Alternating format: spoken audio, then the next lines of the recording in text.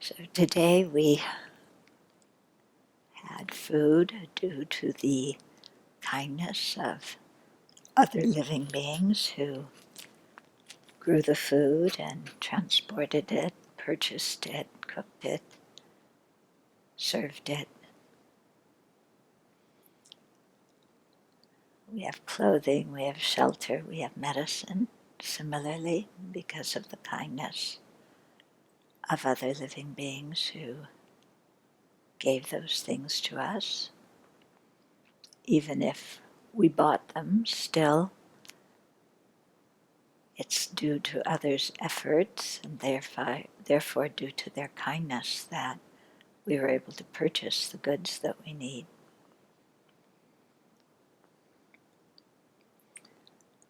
And so to really rest the mind in feeling our interdependence with all living beings, kindness of all living beings, and also being aware of how terribly confused living beings are, wanting happiness, creating the cause of suffering, having ethical principles and then violating them due to attachment to the happiness of this life.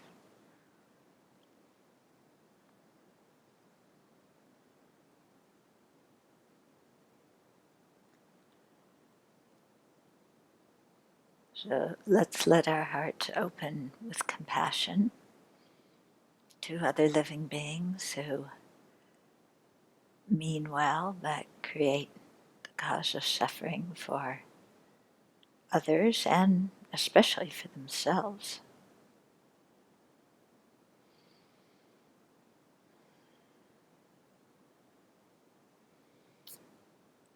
And then rejoicing that somehow amidst all this craziness of samsara, we manage to meet the Dharma and have a precious human life.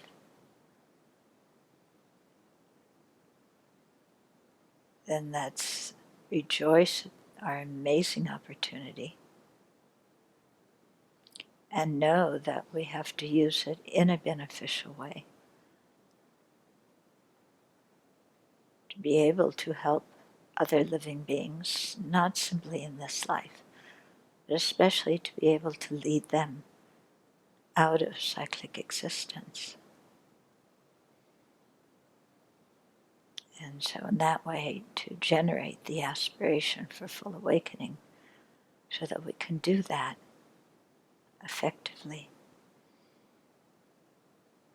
And then listening to teachings and contemplating and meditating on them in order to create the causes for our own awakening and the awakening of others.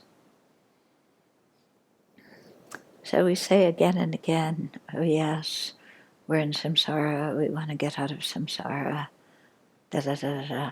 But do we really feel on a daily basis that we're in samsara?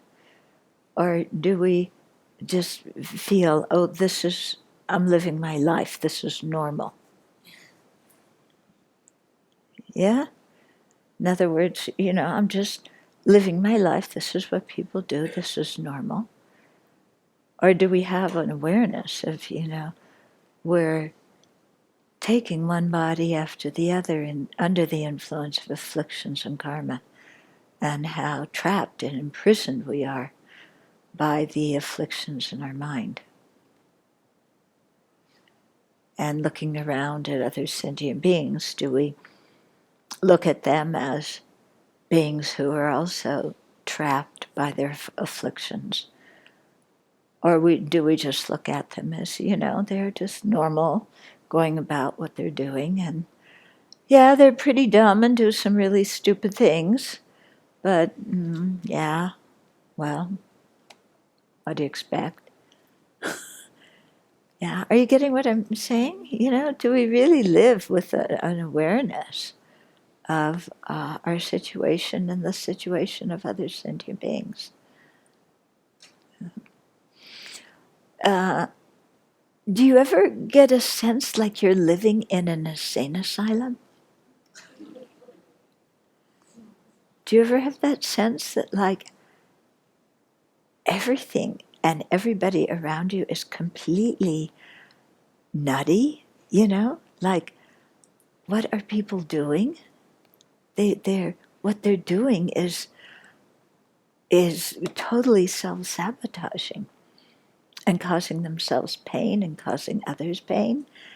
And how come I'm in this situation with all these really confused, nutty people? And not only am I in that situation, but I get dragged into their problems even though I don't want to be. Like you look at the problem between one government and another government, yeah, or one people and another people, and it's like these people are fighting and they're killing each other and they're threatening each other with bombs, and I don't want to be any part of this, and yet here I am stuck in the middle of it. Where am I going to go? Where I cannot be part of this craziness. Yeah.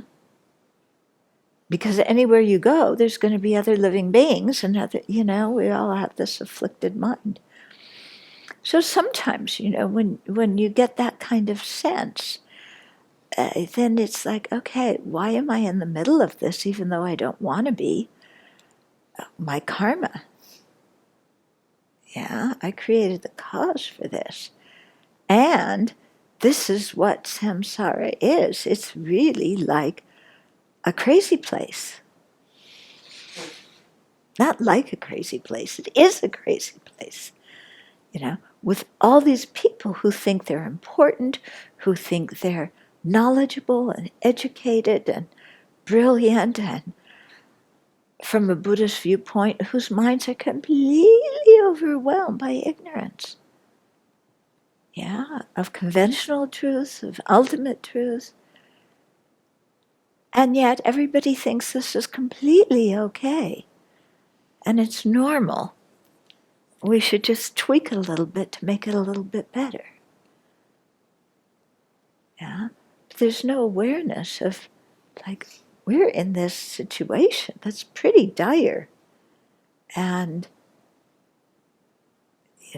it would really behoove us to try and get out of it.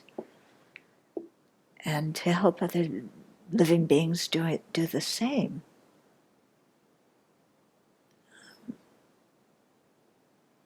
So every once in a while that comes, and then we go back to, yeah, this is just normal, and what's for breakfast, what's for lunch, what's for dinner. Okay? So it's good, the more we can have this awareness of what our situation is, the more then we can have the aspiration for awakening and for liberation, and then the more we can create the causes for those, instead of just kind of bumbling along in our lives and, doing what we always do and doing what's expected of us and like that. Mm-hmm.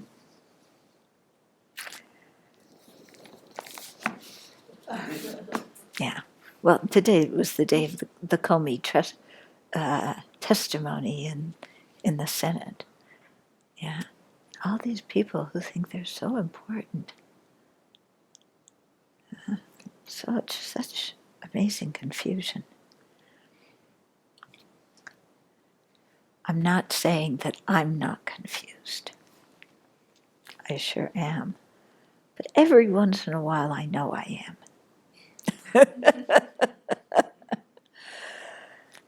Okay, so we're on the last few verses of Precious Garland.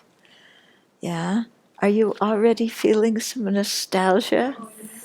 And I want to start it all over again, I mean, it was such an incredible text. Yeah? I mean, especially after teaching it in Portland this last weekend. This is like so much fun. Okay, so we're in this section. It's called Conduct Yourself in the Best Way in All Situations. Okay, so here Nagarjuna is giving the king and us some very good suggestions and advice about how to conduct ourselves wherever we are.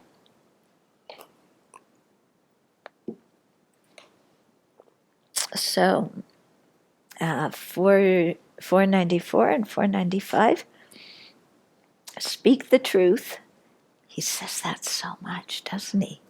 All throughout this text. Truth, truth, truth. Speak the truth and speak gently to beings. Be pleasant, unassailable, and skilled in public policy. Do not wish to humiliate others. Be independent and always speak well. With enmity well subdued, be generous, dignified, and mentally peaceful. Do not procrastinate and do not be rash. Do not be dishonest and be courteous. Woo! All things that our parents tried to teach us. Yeah, but I don't know. Okay, so always speak the truth. Be honest with ourselves. Be honest with other living beings. Remember, being honest with ourselves means also letting go of this whole negative diatribe about how incompetent we are and how bad we are and how nobody loves us and all that kind of rubbish. Okay, so speak the truth. Get rid of that kind of rubbish. And don't, and remember that for Nagarjuna, the truth is not only factually true, but it's said with a good motivation. It's not said with the motivation to harm others. Okay, speak gently to beings, so speak with a good motivation. Speak the truth. Yeah. Help other living beings feel at ease around you by speaking gently and kindly. Yeah. If we're irascible, if we have harsh words, if we have the intention to harm, then people are not going to feel comfortable around us. And even if we want to benefit them, they aren't going to be near us long enough for us to benefit them, because they'll just think of us and go in the other direction. Okay? So speak gently to living beings. Be pleasant. Okay? So, be the kind of person so that even if people think of us, that they have a good feeling. Yeah, when they think of us, they think, oh, that's a kind person. That's someone with good ethical conduct. In other words, we can be inspirational. If you try and be inspiring to others, forget it. Yeah, don't try and be a good example for others. If you try and be a good example, others see right through it. If you practice well and are a good example, then it works. Okay, but if you try to be a good example, okay, so we have to develop these qualities in us, and when we have these qualities, then automatically we become a good example. Okay, be pleasant,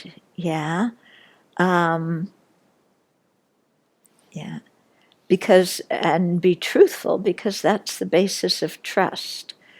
And without trust and without truth, then anything we do is going to be suspect. And you can see how that is now, in our public discourse. People won't trust what the other people say, because they're not sure who's telling the truth and who's not telling the truth. Okay. In speaking pleasant, we need to know, what to say and what not to say, to have a sense of where people are at. When are people receptive to us asking a more personal question about what's going on with us? And when do people just want to be left alone, and our asking a question would seem very intrusive to them? Yeah. When are people looking for our ideas or our opinions, and when do people just want us to listen to what they're saying? So to develop some kind of sensitivity to this so that we can really be beneficial. Yeah. Be unassailable. In other words, explain the Dharma, the precious Dharma that's difficult for people to encounter, and explain it to the people that you encounter. And so here he's talking about the people, if you're a monastic or if you're a teacher or whatever, the people who are coming to you for instruction. So be sure to take care of them. Or even if you're talking to friends, then to share the Dharma with others. You don't have to use a lot of Buddhist vocabulary. In fact, it's better not to do that when you're talking to people who aren't Buddhist. And just talk in regular language, but explain Buddhist ideas to them in a way that benefits them. Okay? If people in your circle, the people you're living with, or the people you're teaching,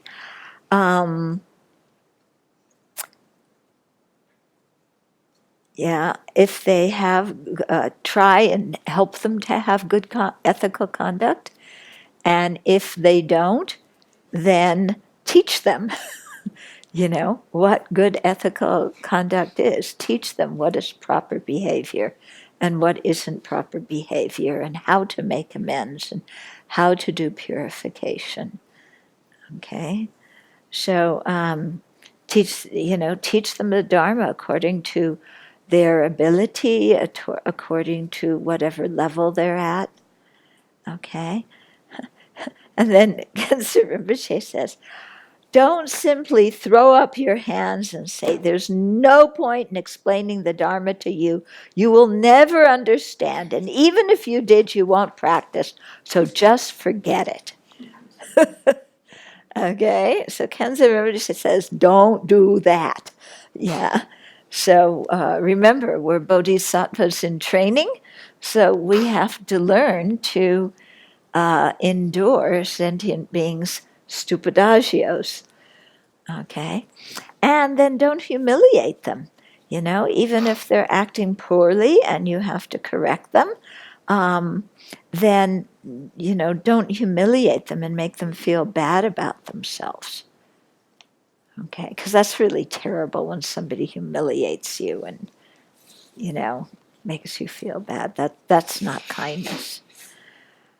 Okay. So then be independent. Yeah? So gain the information you need, and then think for yourself and make your own decision. So use your own wisdom to make your own decision without succumbing to pressure from others, without succumbing to their threats, without doing something so that other people will like you and to avoid their criticism, simply because you're attached to your reputation. Yeah, of course we want to avoid the criticism of the wise, but that's something different. Yeah, so often we make choices depending upon what we think other people think we should do. Yeah, I just got an email from somebody who's midlife right now, and they're looking back in their life and saying, I made most of my decisions in life based on what other people wanted me to do. And I've never really been true to my own self. Yeah? I've never followed the things that are really important to me because I was too busy pleasing other people and doing what they wanted. Okay? So, be able to, when it says be independent, it means in our mind to be able to think for ourselves and come to good conclusions, and not just wander around going, I don't know what to do,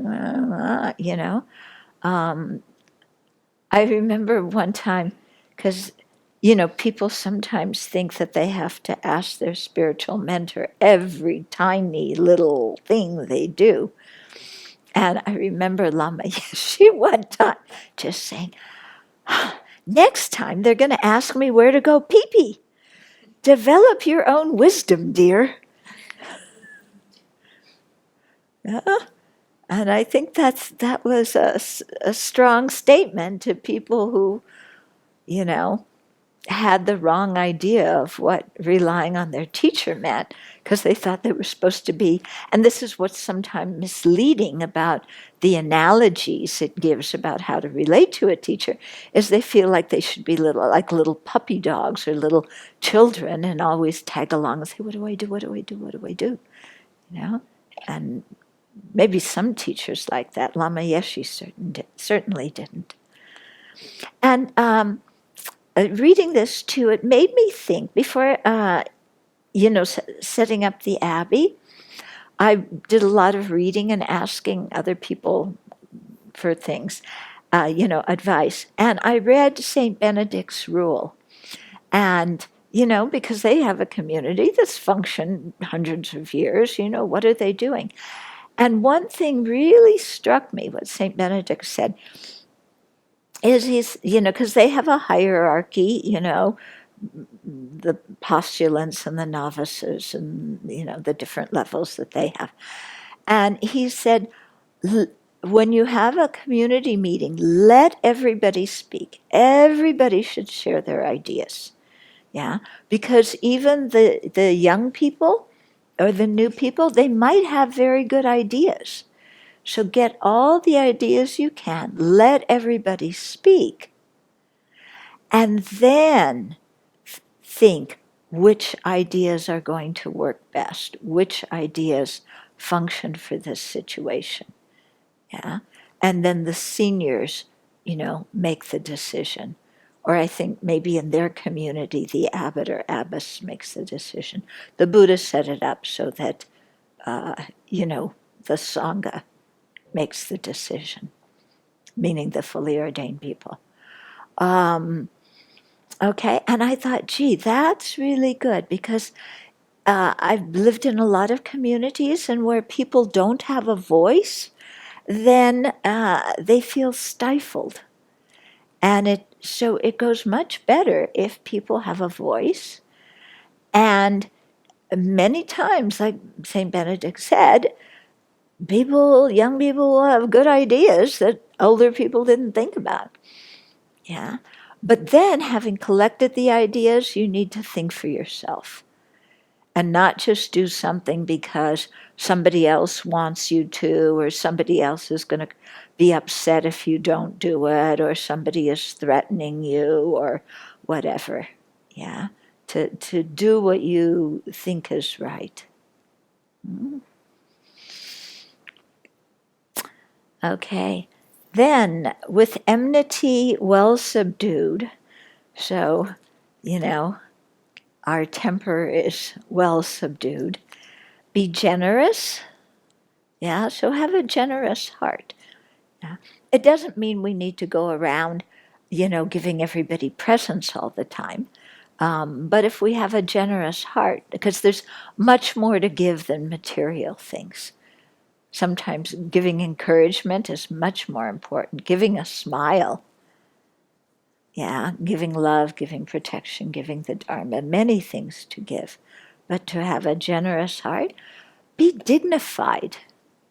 Yeah, so act appropriately, and let's not have our behavior all whacked out, where we're totally laughing hysterically, sounding like what my mother say, a bunch of wild hyenas. Yeah. What did your mother say when you were laughing with your friends a lot? Mom said, you sound like a bunch of wild hyenas. Yeah. What did your mother say? Yeah. So, yeah. So, nobody wants to say what their mother said. But, our mother, sometimes maybe, I don't know what wild hyenas sound like, but maybe we sounded that way, you know? And be dignified, walk in a dignified way without our arms, flailing all over here, without shouting, across long distances, and but have a dignified behavior. And I think you've all experienced that when you're with the Chinese monastics. There's a certain dignity that they have, yeah. And so we should be like that too. It's not stiff and it's not pretentious, but it's friendly, but it's, not this kind of blah, kind of thing. Yeah. Yeah. Be mentally peaceful. Okay. And so, don't seek revenge. When things happen in your life, have a peaceful mind. Don't, store up grudges and seek revenge and wait for the time when you can retaliate and get even with somebody else. Okay. Then don't procrastinate and do not be rash. Yeah, these two go together. Procrastination. Oh, I'll do that later. Yeah, so don't be procrastinating when we're just like, yeah, mañana en la mañana, I'll take it later. I don't feel like doing it now. Somebody else can do it. After they remind me another 5 times, I'll get around to it. So don't procrastinate. Be responsible, especially when other people are counting on you to do something. But also don't be rash. Rash, impulsive, we make a quick decision without contemplating things well. To procrastinate, you take so long to make a decision that your decisions doesn't fit the situation by the time you make it. Or being rash, where we just, do the first impulsive thing that pops into our mind without thinking of its effects on other people or its effects on us. Okay? So don't go to either of those extremes. Okay? In other words, be conscientious. Be thoughtful. Yeah? Do not be dishonest. So these two mental factors, pretension and deceit, pretending to have good qualities we don't have, and deceit, hiding bad qualities, or pretending not to have faults that we do have. So instead of being dishonest and making ourselves appear to be something that we aren't, then we should be truthful and honest. Yeah? But not in a way that, makes other people feel like they have to take care of us. Sometimes we're truthful and honest, and people say, "How are you?" "Oh, I'm terrible." And then all of a sudden, the other person, it hooks them into feeling obligated to solve our problem, which is not good from their point of view. Nobody else should feel like they have to solve somebody else's problem. So we shouldn't act in ways where we try and hook people into doing that. And similarly, if somebody else is trying to hook us into doing that, we need to realize that, our job is not to fix other people's problems. Yeah, our job is to be steady and clear, give them good advice, support them. But we aren't responsible for running around like chickens without their heads, trying to please everybody so that they'll all be happy. Yeah. So sometimes we get confused what Bodhisattva's compassion looks like. We think, okay, this person has a fire. I've got to put out their fire, and then I got to put out this fire, and then this person I got to put out that, and this, and all these people have fires, and I'm helping all my friends, and they're all they're all going to collapse without me. Yeah? They all need me to put out their fires. So I'm important. That's really kind of disrespectful, isn't it? Yeah. Yeah. I think we need to, we might suggest, it depends what somebody's problem is. If they broke their leg and they can't get to the grocery store, yes, go grocery shopping for them. So those kind of problems, clearly we help people, we do what they need. But, in a lot of the other kinds of things that we do, just, I think it's kind of disrespectful. Like, you can't live without me. I've got to be there and fix your problem for you. No? Yeah, we should encourage people, and teach them how to deal with their own problems and be there to support them. Yeah, but help them learn how to think creatively and deal with things instead of falling apart all the time. And then, yeah, okay. So do not be dishonest and be courteous. Okay, so don't be rude and obnoxious. Yeah, say please and thank you like your mom and dad taught you. Yeah, take out the garbage, do your share, be a team player. Okay, be courteous to the people around us. Okay. So these are all things, like I said, that we were taught as kids. And here they come up in the Dharma. But we can really see, when we learn them as kids, it's like, oh God, okay, I got to be nice. But then our parents said, well, you got to be nice so other people will like you. Okay, I got to be nice so other people will like me. But here, do you sense the difference in the intention and the motivation that lies behind Nagarjuna's advice? He's not talking to us like a parent. He's talking to us as an equal, and he's saying, you have the aspiration to benefit all living beings, and if you really want to do that, here are some practical things to be really attentive about that will enable you to be very effective in being of benefit. And here's some other things that if you don't pay attention to and you keep doing them, they're going to really impede your ability to attain your spiritual goal for yourself, full awakening, and your spiritual goal for others, which is to be able to benefit them and lead them on the path.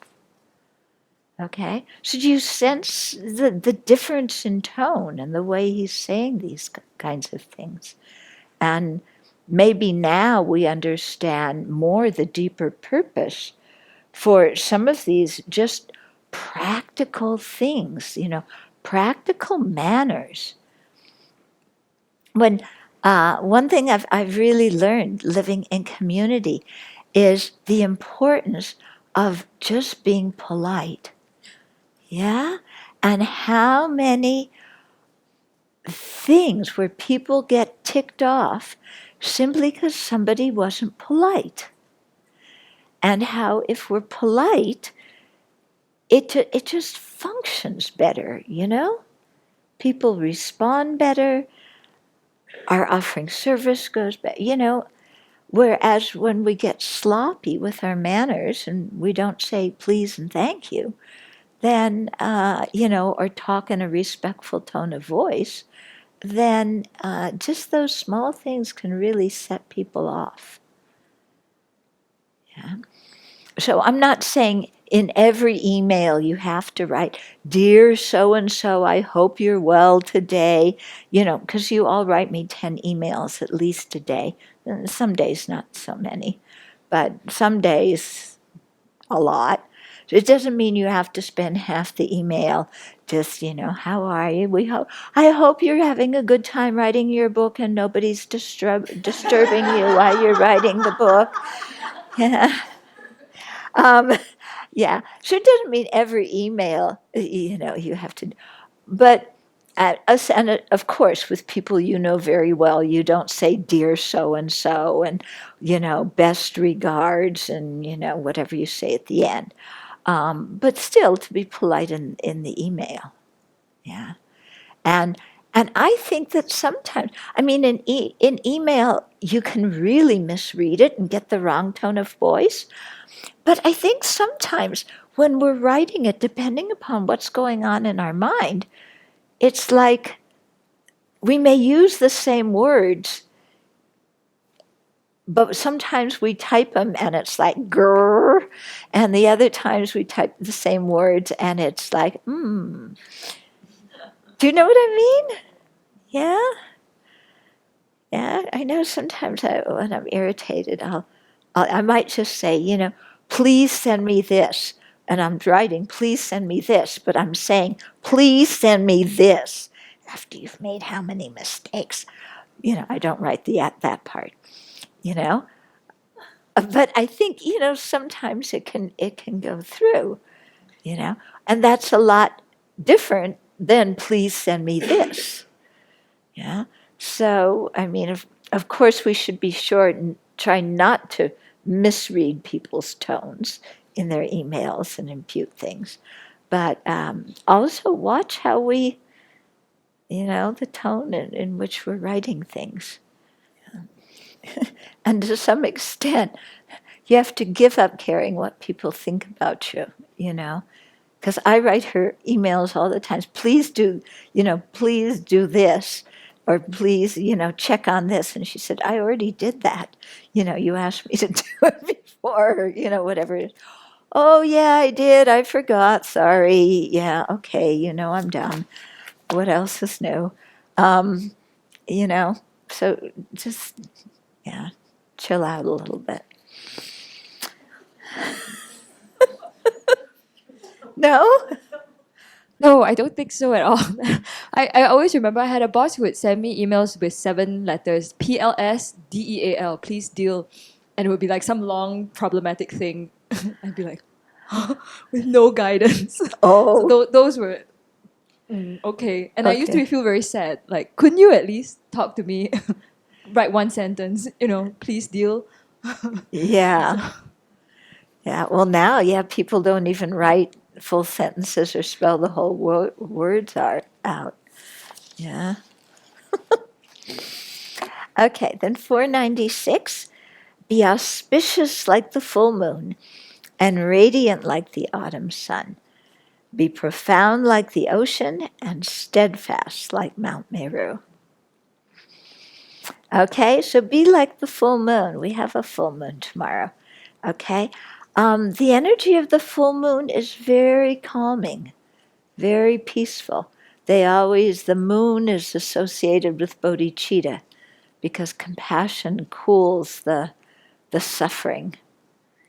Yeah, so have a calming influence, be disciplined, be beautiful. Yeah, so that your presence, your vibe, kind of influences people in that calming way. And be radiant like the autumn sun. So, the autumn sun has the scent of richness and harvest and fulfillment. Okay. Yeah, hopefulness, things are growing, things are coming together. Yeah, so encouraging.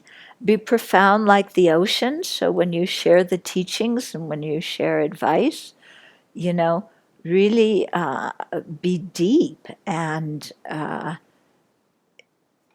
sincere and wise in what you're counseling others.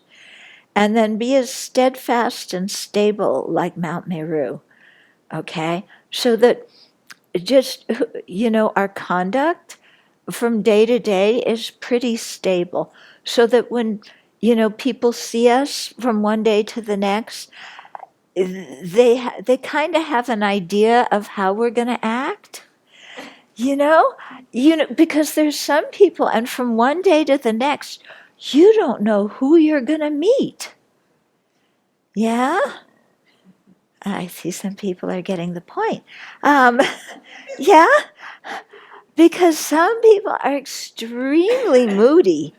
Yeah, and you don't know. You have to work with them. And they're here at stand-up meeting. And, are they going to cut you off or are they going to praise you? You have no idea because they're up and down like yo-yos all the time. Yeah, yo-yos? Yeah. And so some people really, you don't know how they're going to say good morning to you from one day to the next. And so as a result, you kind of walk on eggshells around those people and you tend to avoid them because you don't know what to expect. Yeah? So we should not be one of those people. Yeah, the pot calling the kettle black. Yeah? And try and be somewhat steady, somewhat reliable, so that on a day-to-day basis, people feel comfortable around us. Yeah. One day, we come to the stand-up meeting and we're smiling and cheerful. Next day we come to the stand-up meeting. We sound like mudita, His,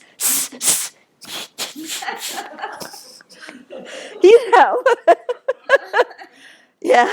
And people are going, what did I do? What did the whole community do? Nothing. It's just this person is having a mudita day. Okay. Of course, mudita, sometimes she's like that. And she's a good example. Yeah?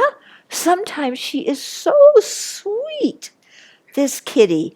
You can hold her, you can pet her, she curls up on your lap. And sometimes, so from one day to the next, you don't know what you're getting with her.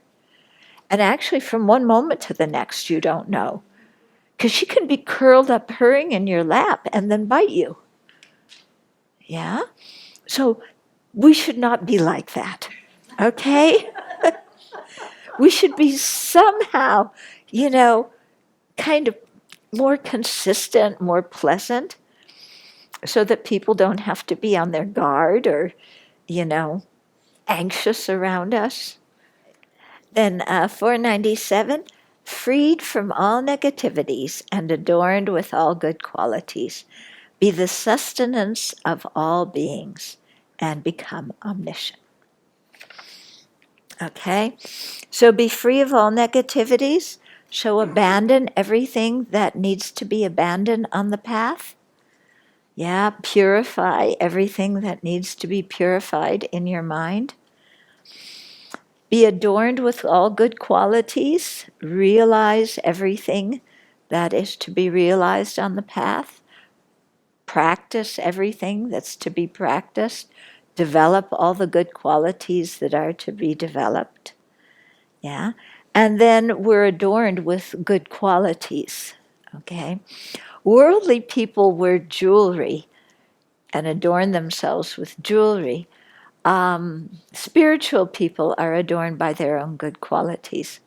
When we look at statues, like when we look at a statue of Tara, or Chenrezig, all the jewels and so on that they wear are symbolic of, the 10 perfections, the 10 Buddha qualities, all sorts of, they're symbolic of good qualities, so they're adorned by their good qualities. They don't need jewels to be beautiful.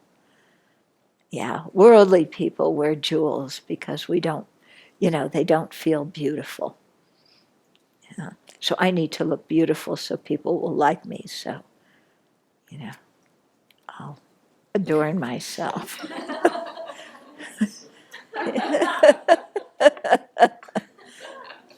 With my crown.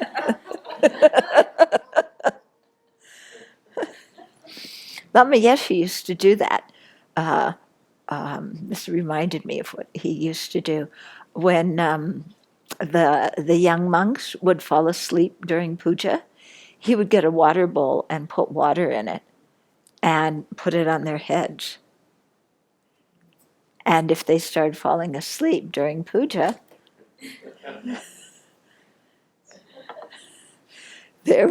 not only would they get wet, but it would crash and everybody would laugh. So they didn't tend to do that too often. Yeah.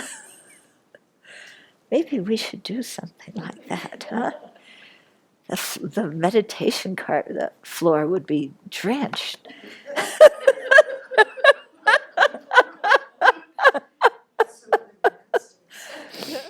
Okay. Yeah, I got a squirt gun once, remember? But it didn't work very well. I need a good squirt gun. Well, Yeah. you're saying it on the World Wide Web, so it's going You guess what? We're going to get boxes of squirt guns. But one that can shoot from here to there. Yeah, that would be really good. What, you're telling me, you're depriving me of my constitutional rights to carry a squirt gun? You have that right in this state. To carry a squirt gun? You bet I do. Yeah? Other kinds of guns I don't care about. I'll just use it in the meditation hall. How about that? Yeah, I'll just use it during teachings and meditation sessions. Yeah. Okay. Be the sustenance of all beings. Okay, so want to be of ultimate benefit to them. Yeah. Not just the temporal benefit. I mean, of course, temporal benefit and helping them, with things in samsara, but the ultimate benefit of being able to help them along the path. Okay, so be the sustenance of all beings. Be what is of benefit to others. Yeah? And have a sensitivity so that you can know what is going to benefit others from one moment to the next. And become omniscient. So if we practice sincerely and consistently and steadily over time, then we will become omniscient.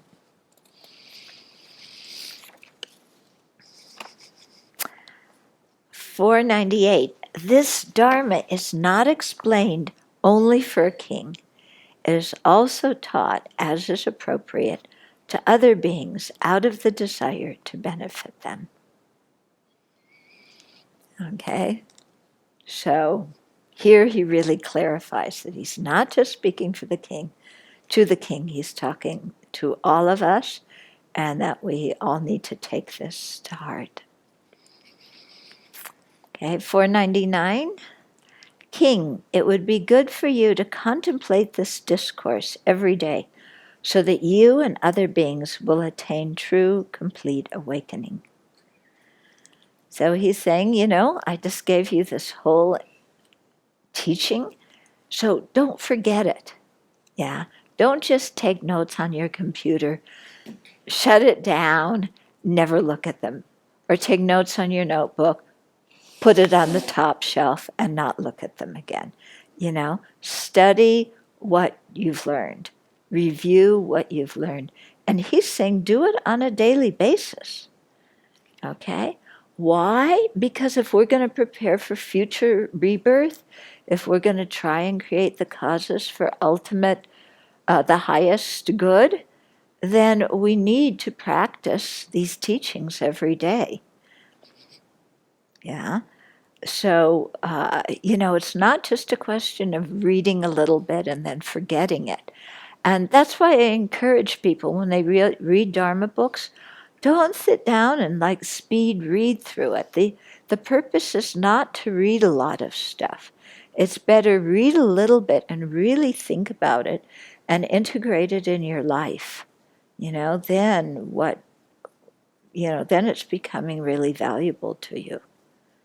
Yeah, if you just read one thing after another thing, then, you get a lot of words floating around in your head, but you don't necessarily transform yourself.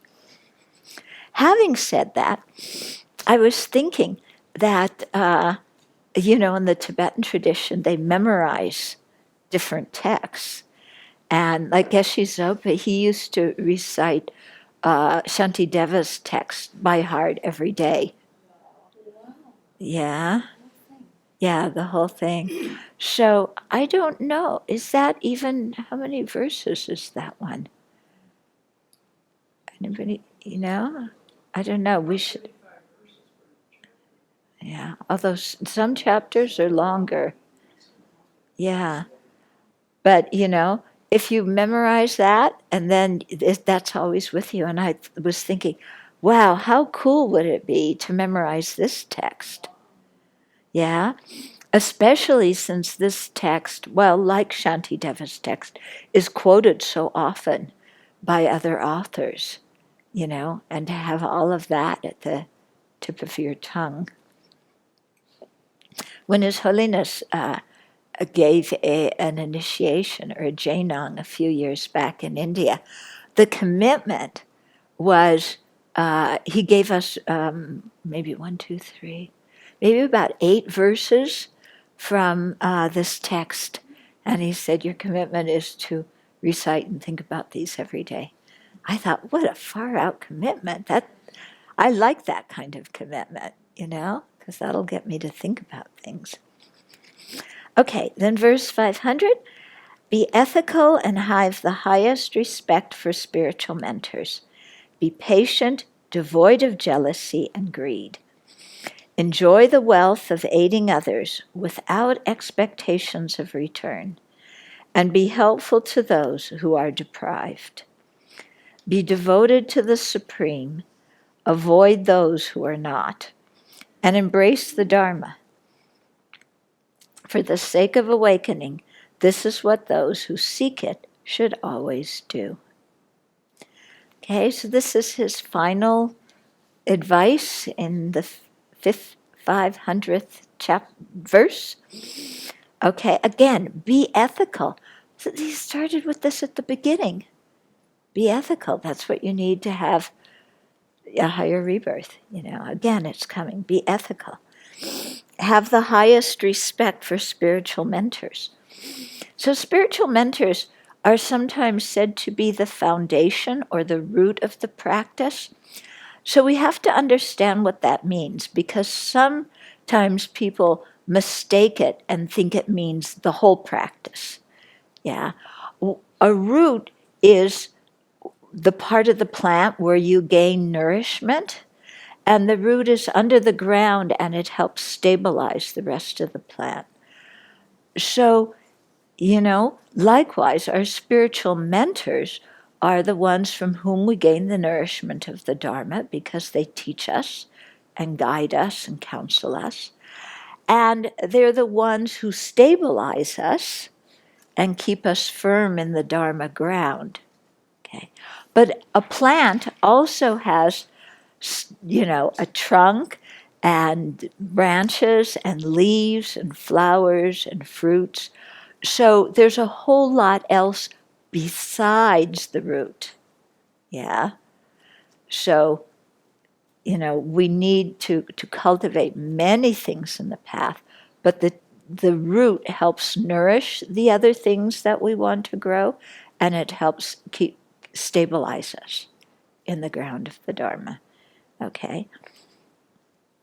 But it's for the purpose. If you just had the root and you didn't grow a trunk and branches and leaves and twigs and flowers and fruits, it would be useless. Yeah? Okay, be patient.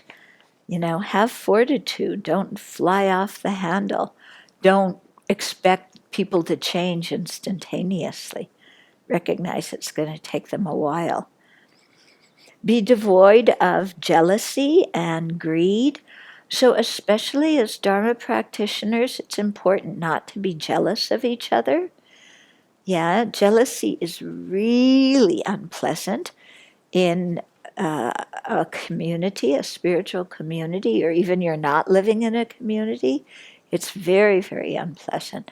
So, of course, we have jealousy, and jealousy comes up, but we should really apply the antidote of rejoicing when it does, and not just sit there and ruminate on how jealous we are and how unfair it is. So and so gets to do this, and I don't get to do it. And sometimes you hear this kind of thing of, well, so and so gets to do whatever it is, and I don't get to do it, or so and so is, does this and they never get called on it, but I just do half of that and I get called on it. Yeah. Yeah. So and so, if they don't show up for dishes, nobody, somebody steps in, nobody says something. But if I'm a few minutes late, then, they get on my case, or, so and so hides food in their room, and, but when I try and do it, then, I get caught on it, it's not fair. And that kind of jealousy, saying, well, somebody else gets to do it. How come they get to do it and I don't get to do it? That is, what that mind indicates? It's saying, I don't want to train my mind. I really want to do all these other things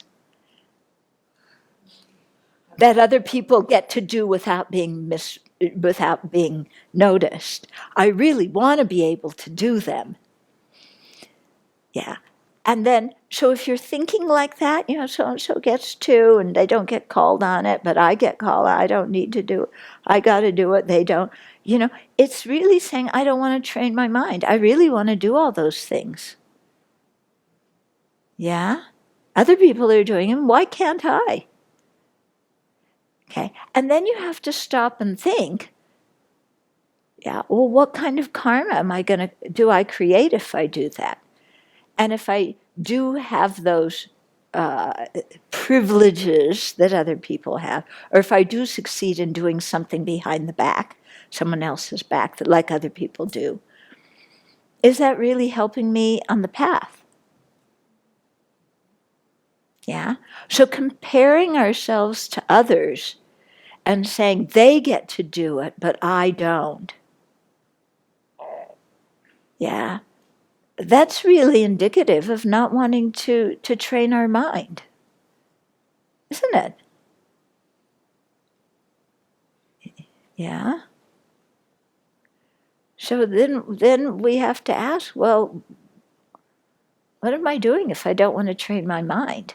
Comparing ourselves to others and what they get to do and what we don't get to do, that's not the purpose. Yeah. The purpose is to train our mind. So this kind of thing. So I know I've heard some people say, well, Venerable Chudrin has snacks in her room. How come I can't have snacks in my room? She gets to do it. How come I don't? Well, actually, in a monastery, there are certain areas that are, quote, quote, tied up. It means that the Sangha performs a Sangha karma, and that means that those areas are okay to leave food in overnight. And the food belongs to the Sangha. The food does not belong to the individual. Okay? So, one of the areas is in the kitchen, and the snack tables, and the snack table there, the snack tables here, and my foyer. Yeah. Why is my foyer one of them? Because I make food offerings every day. And I would prefer not to have to walk through the snow in the morning to go to the kitchen in the winter to get my food offering every day. And it's very helpful to have food there that I can take out and use, And also, when I need a snack, then to have something there. But that food belongs to the Abbey. It doesn't belong to me. And the Sangha's done the ceremony to make that a tied up place where food can be kept overnight. So I make sure every night that any food is out there. It's not in my room. Okay? So any of you that are wondering about it, each night going, she has food in her room and I don't. Well, you have a hot shower in the room, in the building you live in, and I don't. Okay, want to trade? Okay, so, don't start comparing yourself to others and have this mind of, so-and-so gets to do it and I don't. I mean, that's like what we did when we were 3 years old. Yeah, and we're Dharma practitioners. We want to train our mind now. And so it doesn't matter what other people do. It matters what we're doing and saying and thinking and feeling. That's what matters. Yeah, not what's going on with other people. And if you're nice, you can come over and I'll give you a biscuit.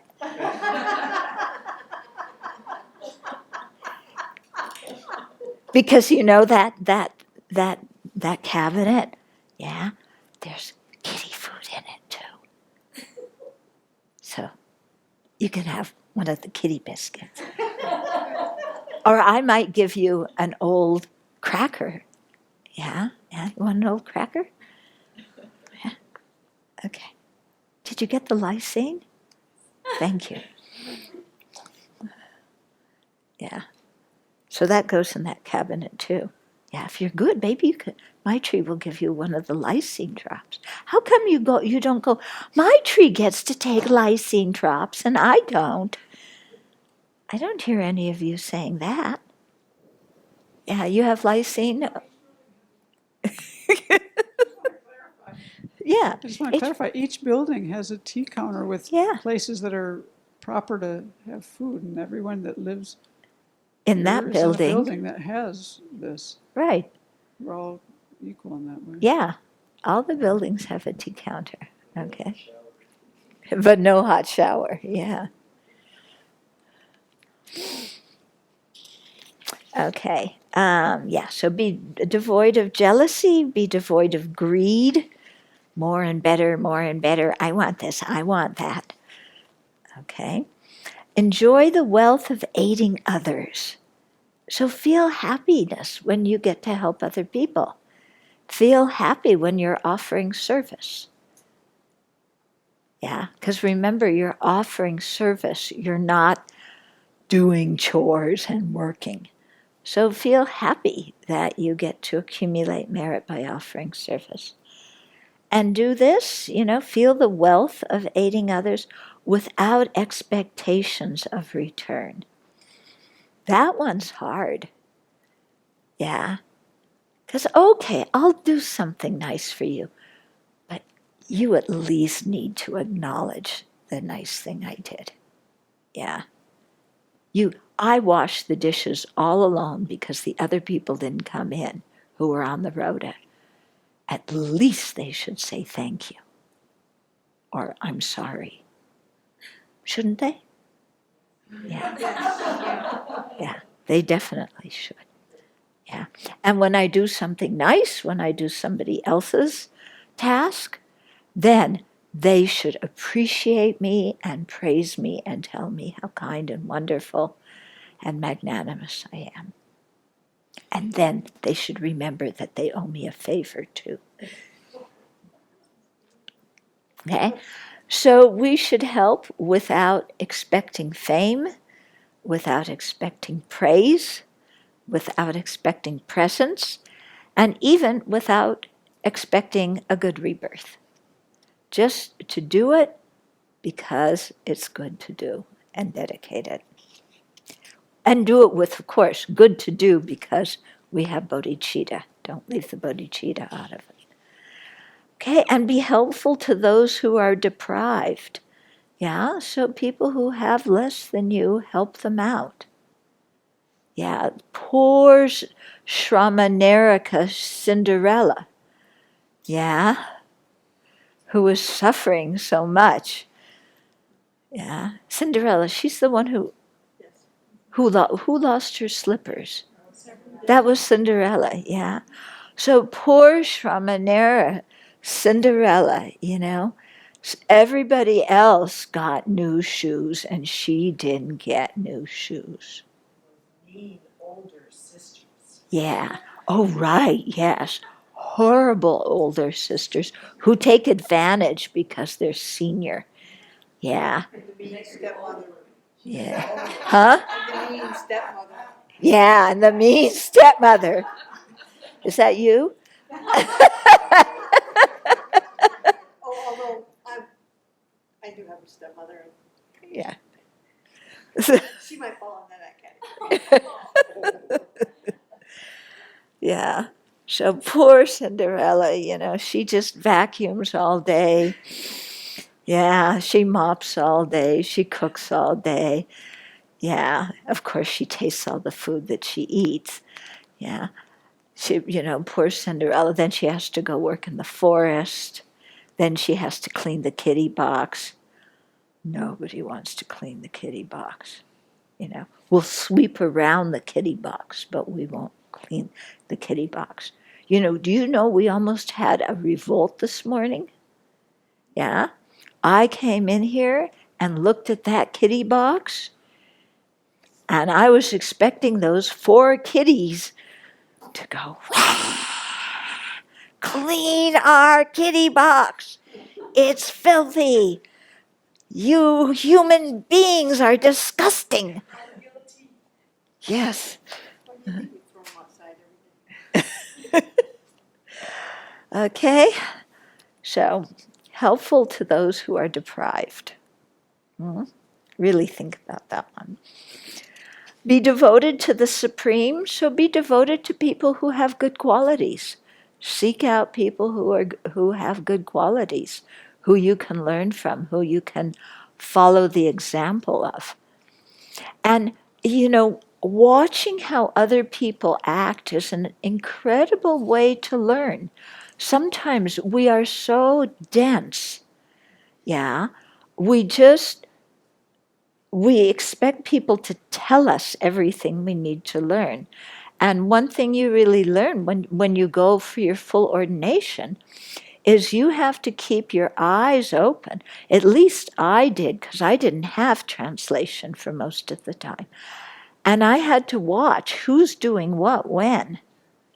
Yeah, and copy the behavior of other people because they weren't going to tell me because they didn't speak English. Yeah, and so you learn a lot when you watch how other people behave.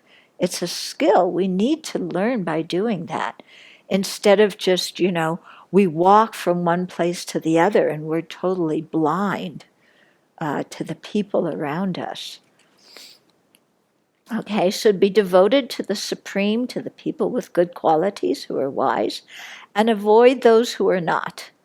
Okay, when he says avoid those who are not, it doesn't mean that, you shun other people and you look down on them and you say, you're not supreme, you're unworthy, I'm not going to be with you. That's not the mindset of a bodhisattva.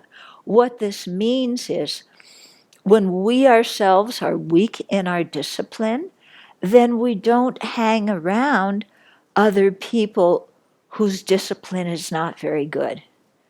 Because if we do, we will soon begin to copy their way of behavior.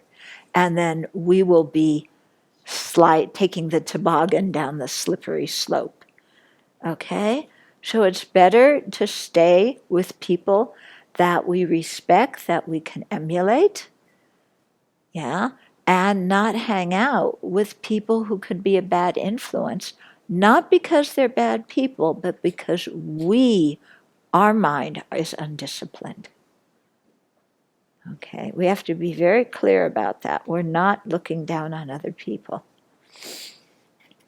Okay, and embrace the Dharma. So remember your purpose. Remember what you're doing. What is the purpose of your life? Why are you here? What are your aims? Okay, embrace the Dharma. Have the Buddhist worldview. And for the sake of awakening, this is what those who seek it should always do. Okay? So Nagarjuna is saying, I taught you everything. Go to it. Yeah, if you're serious, practice it. Yeah. Okay, so that's the end of the 5th chapter, The Practices of a Bodhisattva, which explains the method for monastic and lay disciples to attain higher rebirth and the highest good. Sarvam Mangalam Bhavatu, he says. Okay. Anybody have the text? I'll read a bit from the beginning. Okay. I bow to the Omniscient One, who is utterly free of all faults and adorned with all good qualities, the sole friend of all sentient beings. O King, I will explain to you the completely virtuous Dharma so that you may accomplish it. For the Dharma will be accomplished when it is explained to a vessel of the true Dharma. That vessel first practices the Dharma of upper rebirth. Afterwards comes the highest good. Because having obtained upper rebirth, one proceeds in stages to the highest good. Here we maintain that upper rebirth is happiness and highest good is liberation. In brief, the method for attaining them is summarized as faith and wisdom. Okay, so then we'll do the debate book next. Okay, we'll start that.